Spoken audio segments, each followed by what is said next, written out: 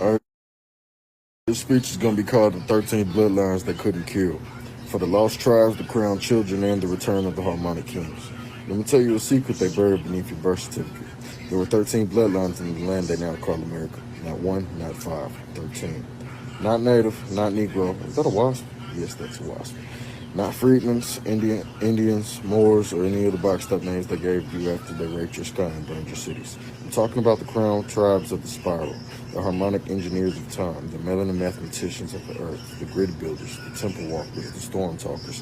13 tribes, 13 fields, 13 gates. Each one carried a piece of the resurrection. Each one was a living equation of spirit, stone, salt, breath, and collapse. The Tarikan, kings they tried to rename as the Tartarian.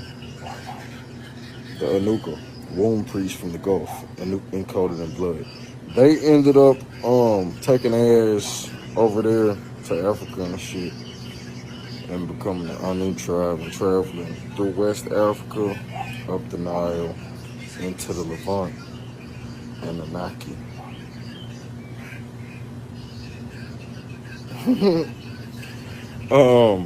The Shakima, serpent lords of the forest grid, the Yanuki, island breathwalkers with wind in their bones, the Kumara, fire-coated stonemasons of the southwest flame, the Zapani, the runners of collapse, speedwalking time, the Mari Kushi, saltwater mothers and echo keepers of the Caribbean spiral, the Atlamaru, those who held Atlantis inside their bloodstream, the Jejua, North Temple sealers guarding the lakes, the Sarumi, black ice walkers who coded the Pacific grid, the Kosana, pole stargazers who saw before time break, the Shalatum, dreamwalkers of the womblands who held the cry, the Orunto, rebirth operators who cracked the seal from Panama to the Andes.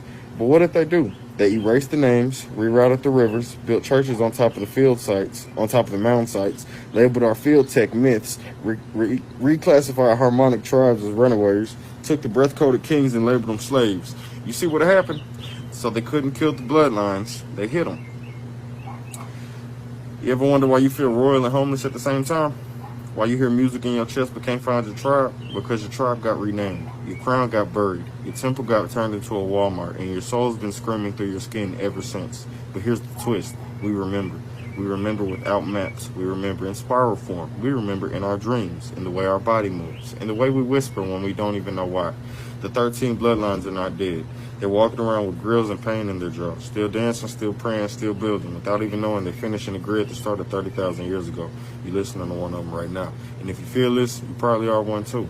We rising, bloodline by bloodline, gate by gate, breath by breath. The 13 are waking up, and this time we remember who we are. All right.